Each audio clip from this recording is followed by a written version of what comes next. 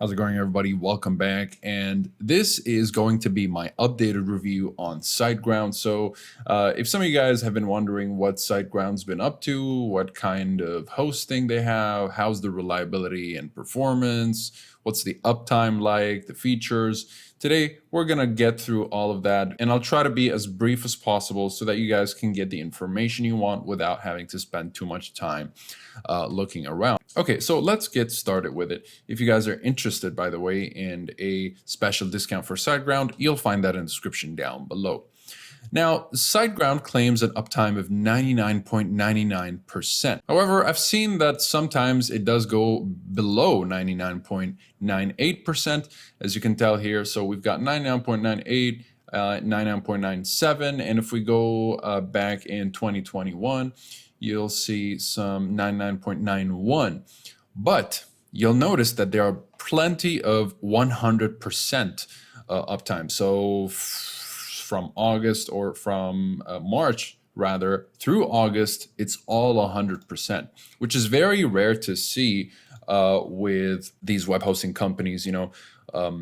Ultimately, you're really trying to push for 100% at all times, but this is definitely impossible to keep a network running smoothly 100% of the time. Eventually, there will be problems that cause brief outages. Even Google goes down occasionally. Still, you want that number to be as close to 100% as possible, and SiteGround very clearly provides that almost half of the year. So lots of 100% uptime, which is definitely very nice to see. Now, with regards to features, if you're starting out with a WordPress site, then SiteGround may be the place for you. The company offers managed WordPress on all of its plans, which means the company handles essential services like automatic updates for WordPress. SiteGround also supports WordPress command line management on all plans, which is not that common. That's not to say that SiteGround is for WordPress only. It supports all manner of other content management systems as well as static sites on generic servers. Since WordPress is a popular option for millions of websites around the world, however, SiteGround dedicates some special advantages to customers who go with the open source blog platform. But not just managed WordPress, of course. So we've got WordPress, we've got shared web hosting plans, we've got WooCommerce, reseller hosting, and cloud hosting. Of course, it all depends on what you're looking for. So most people I know will go with either WordPress or web hosting. WooCommerce will definitely be for those that are looking to open up online stores. But SiteGround Basic Startup Shared Hosting Plan supports a single website, 10 gigabytes of disk space, unmetered data transfer, a free drag and drop site builder, free email accounts, free daily automatic backups, the cPanel hosting control panel, and one-click installer for WordPress. So that's definitely a lot of features considering this is just the startup plan. Now, definitely a little bit more expensive than other hosting providers, but we'll talk about that later. Now, while SiteGround offers unmetered data transfer, the startup package only supports around 10,000 visits per month. That's not a lot, but it's more than enough for a site that is just starting out. Though the Go Geek plan, its top-level plan, also adds WordPress staging, which makes it easier to test changes to your site before releasing them live. The top-tier package also comes with the Git version control system pre-installed. Git is a tool for recording and controlling all coding changes and is the backbone of the popular developer website GitHub.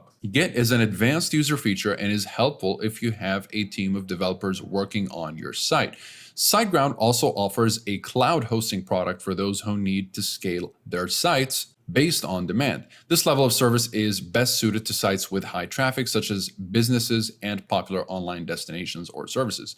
There are 4 tiers for cloud hosting packages now: the Jumpstart Business, Business Plus, and Superpower. These plans are all about the hardware and bandwidth. The entry-level plan will offer a Linux container, which is a virtualized operating system with 4 CPU cores, 8 gigabytes of memory, 40 gigabytes of SSD space, and 5 terabytes of data transfer. With the next plan, you'll double up your CPUs, 12 gigabytes of memory, double the SSD space, and still the same with the 5 terabyte data transfer, which is all the same throughout the plans here.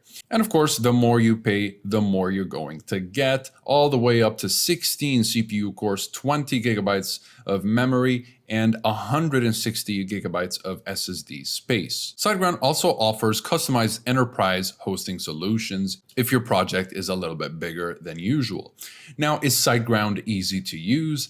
Signing up for SiteGround is relatively easy. After choosing your desired hosting package, SiteGround offers to either register a new .com domain for $16 per year or allows you to use one of your own domains. I recommend bringing your own domain even if you don't have one yet. The fact is you can find a domain registrar with cheaper prices than SiteGround. However, if you don't want the extra hassle of setting up a domain from an external provider, then the extra cost may definitely be worth it. Once you're through with the domain section, SiteGround requires all your account details, the name, email, password, payment information, the basic stuff. Now, with regards to the SiteGround customer support, it begins with its multiple knowledge bases. The primary is one of its generic knowledge base site with answers to general questions organized by topics such as hosting, cPanel, applications, billing, and so on. Each section has articles written by the company that help with many of the most common issues. If you don't see your issue on the knowledge base landing page, you can use the search box right here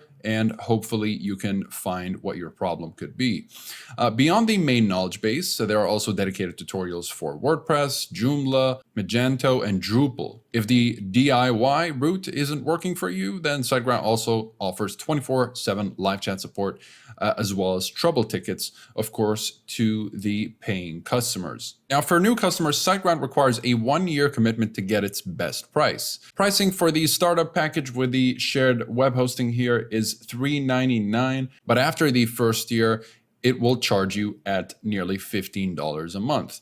SiteGround's other pricing tiers have similar options. The Grow Big package is the next tier and offers multiple hosting, 20 gigabytes of web space, 100,000 visits monthly, and it's at $669 all the way to 400,000 visits monthly and 40 gigabytes of web space at $1069 a month, but of course renewed at $40 a month. For cloud hosting, the entry package pricing is $100 a month, and it will increase by $100 as you move up the plans. All the other plans are similar in pricing to the web hosting, except for the reseller, because if you go with the cloud with the reseller hosting plan, it will go all the way up to $100. But you are able to configure your plan, so you can just remove features or add features, and the pricing will differ.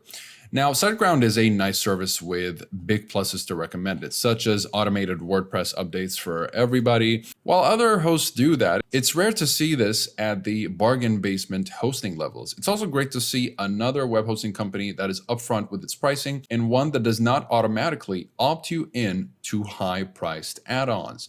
However, SiteGround doesn't have the same advantages for lower-tier customers that bigger web hosts like, for example, HostGators and Bluehost do. Many of them, for example, don't put limits on the number of visitors you get every month, at least to a point. Companies will constrain access to your site if you're using too much bandwidth, so as to not harm other customers using the same server as you. But there are no hard limits as there are with SiteGround. Now, the conclusion is that SiteGround is a great service that offers decent value for money. If your major concern is price, you can definitely find cheaper alternatives such as Hostinger, Bluehost, HostGator, but it's quite common for most initial price offerings to require a 3-year commitment. SiteGround, in contrast, will give you its special price for a single year or even a month, though you'll be paying full freight after the initial month. That allows you to get the benefits of a cheaper price without an incredibly long commitment.